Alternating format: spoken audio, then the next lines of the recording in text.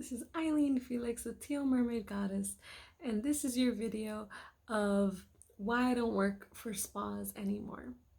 I've been a massage therapist for 3 years, almost 4 years, and I've worked in various locations as a massage therapist. One of my first jobs was working for Burke Williams. They're a well-known massage industry spa, and I was one of the first people that worked in a new concept that they had to to compete with massage envy. So it was just massage in this one, and it was really good for me to go and work there because they really taught me a lot of things. They taught me how to be more professional, how they gave me more on-site training, as well as deep tissue training on their actual Burke Williams School in Inglewood out here in Los Angeles. I really liked how much they were into teaching the therapist the skills that they needed in order to do a better job. That was really great. But there were a lot of downsides to working for such a big corporation like that. For example, the pay kept getting changed during the time that I worked there. Back then, they were still on this weird system where if you, in 2016, that's when I worked there, if you didn't really massage the whole time, they would just pay you the minimum of the hours that you stayed there. So you'd be making $60 an hour for the 6 hours that you were there. Now, if you did like 3 massages and each massage paid you like $18 an hour, they would still just pay you the $60 an hour plus whatever tip you got from the massages, which is the only good thing. But it was like you still made the same pay as if you did nothing, but you actually did 3 massages. And that system really was as jacked as it sounds. And thankfully, California changed that law recently, where if we work for a company, they still have to pay us for the time that we're not massaging. And that's a little thing only that caters to the massage industry, but also to industries that have to do with like hairstylists and things like that, where you're not always busy, but the company wants you to stay there because just in case someone walks in, they want you to be available. So it's either, okay, I'm not busy, but they still force you to stay there because in case somebody comes in and in case somebody wants a service from you. Another thing that I really did not like about working for a spa, and I have my little notes here, so I'm gonna keep looking down, is that there was relatively low pay. For example, that a client would come in and they would pay $60 for a massage, right? That's like the lowest bar. Most massage places charge $75. Sometimes some places charge like $100, $150, depending on where you go and the level of the spa and how long it's been there is how much you're gonna pay for that service. And hotels, wherever you're at, it varies, but the lowest of the low margin would be $60, right? So a lot of times a massage therapist though would only gain like 16, 18, $20. And high-end places, I've heard people will make like $30, but relatively the thing with Burke is that they only paid about $17. And that was really annoying because out of the hour, the $60 that the client paid, you only get $17. Now, what really bothered me was, okay, you only get $17, but hey, you make more than minimum wage, right? So that's like, woo, better than minimum wage. But let's say that the client got like hot stone, and for a client to get hot stone, they need to pay $20. But as a massage therapist performing the hot stone, you only get $2 out of the 20.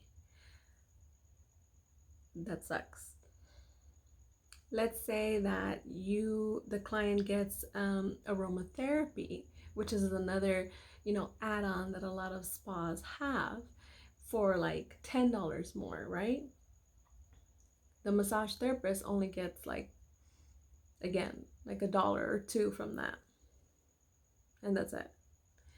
Let's say the client wants deep tissue, they want more out of the massage in 60 minutes, so they willing to pay $20 more for that deep tissue. And again, the therapist only gets $2 out of that. So it's really crazy to me how a bill can change from 60 to 80 to 90 to 100. The client paid $100, but the therapist is literally only getting like $23 for their service that they performed. And that was the huge letdown of working for a spa. And honestly, excuse me, a lot of the therapists that work there that are like older therapists, they're so over it. Like, it sucks to see therapists, people who are healing, who are natural healers, and who really, went to school in order to help people heal and to help people relax and to help people find that calm in their day, get jaded over time because they're just not being appreciated by the people that they work for. And that's the part that's really, really upsetting, that you just get tired of it. Like, you get worn down. So in a day as a massage therapist, let's say you work, it's only 6 hours. Like, a full day for a massage therapist is 6 hours. If you really want to work more time, then you can, sometimes they'll let you do double shifts, but that's really hard as well on your body, on your mind, on your like energy level. And also just, a lot of times the massage therapists get injured in their wrist and just from overdoing it and burning out. So another thing that's really crazy is that, like, a lot of places don't have health benefits for massage therapists, and that's a huge, huge letdown as well. Like, how are you not going to have I'm sorry, how are you not going to have insurance for the people that are so health conscious in the industry? And that's another huge, huge letdown with a lot of spas out there, that they try to keep massage therapists as independent contractors by not paying the insurance, and that really sucks. Another reason I don't work for spas anymore is that they have no control over the music. I remember that I worked for Burke maybe like a year, roughly a little bit over a year, and it's just the same music over and over, literally the same soundtrack. Oh, at 5 o'clock it's this song. Oh, at 6 o'clock it's that song. Oh, it's 1 o'clock it's this song. And it was just so annoying after months and months and months and a year later, that there's just not music. You have no control over the music. And even some clients were like, oh, that's weird, and that's a weird song. And you can't even, like, I would try to go up to the manager at the time and let them know, hey, can we change the music? Like, this is really weird, this song is really awkward. Like, even the clients are complaining about it, and they'd be just like, no, sorry, like, there's nothing we can do about the music. And nobody had no choice in it. And after doing the same thing over and over, it just gets so boring. And that's a thing that I just get bored really easily. As anybody can tell on my Instagrams, I have like 4 Instagrams, and I'm just like doing one thing and doing another thing and doing another thing, and anything that's like more interesting, and like anything that's more lively, and in doing so many different activities with my son, and like things like that, that in my own life, like dancing and creativity and creating and candles now and aromatherapy, essential oils. And it's just listening to the same music over and over again is like working at an office job for me. It's so horrible and detrimental to my mental health that I just needed to get out of there. Another thing is like, um, honestly, now that I'm an independent contractor and I go to people's homes and I do house calls, I don't really get like harassed as much as I did in spas. Like in a spa, I've gotten in like the 2 years that I worked at spas, I've got harassed, I would say like 6 times. One time a guy grabbed my arm. That was really, really scary because you're in this room by themselves with them and they're like naked and it's only you and they're under the sheet. Obviously, they're covered, but still, it's like, it's really weird to have like this stranger just grab your arm and be like, oh, I like what you're doing to me or something like that. Like, oh, let me do it to you. It's like, whoa, dude. I had to be like, you can't do that. Like, you can't touch me. And in school, we have a way to learn like what not to do, how to read a client when they start to getting more and more like dangerous situation. And then when we read the signs, we're able to like get out of there. So another time a client was like kept touching his private parts and kept moving like his private parts around, and I was just like, oh no, no, no, no, no, like you cannot do that. And I just got felt so awkward, like I didn't even know what to do. And at the end, I let the management know, and they're like, okay, next time you could just leave the room. Like, you don't even have to finish the massage. I was like, oh, thank God, because I seriously don't want to have to go through that again. And like, literally the next day, and this was at Burke Williams, the next day, I had another guy. He was like sleeping, snoring, but he was like humping the air with his, like, he was just like humping the air. I was like, what is this guy doing? Oh my God. And what I didn't appreciate about the spa world either was that when I went and I talked to the front desk, they were fine. The front desk was fine. But the manager at the time that I worked there, she was just like, when I talked to her later on, she's like, okay, so what happened today? You had like 2 incidences this week. And I go, yeah, oh my God, that's so weird. I've been working long enough, like around 5, 6 months, and I had never had anything like that happen to me. And I was really shaken up about it. I didn't like it. I felt really like disturbed. And she was like, really had the,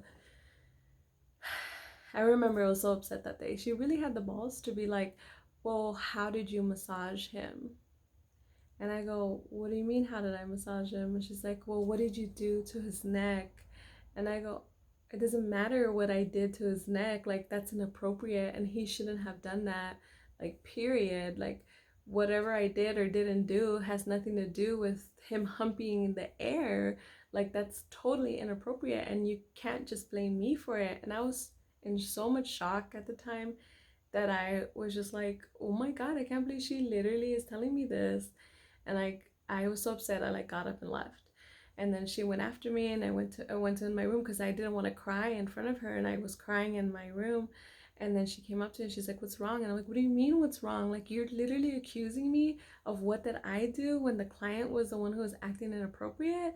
Like, that's not okay. Like, you can't say that you have our backs, and then when an incident happens, you're gonna try to be like, oh, what did you do?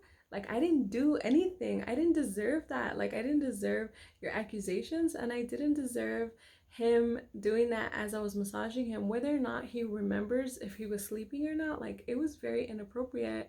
Like, I'm a fucking professional. Like, I went to school for this. Like, I didn't pay 4,000, 5,000. Some people even paid $20,000 to go to massage school to get harassed. Like, that's not what we went to school for. And it's so annoying. The first year, I really had to tell people, like, Ooh, they would joke, ooh, happy endings. And I'm like, no, I am not a prostitute and I don't have anything against women who are, but I'm not. So don't play around like that with me because that's not even fucking funny. Like, it really isn't funny. I actually just talked to, side note, I just talked to a woman from Asia, and she said that it totally is a thing in Asia. Like, it's like you go to massage, the happy ending comes with it. It's completely ingrained in their culture. It is a thing, that's what they do. But that's not how it is here.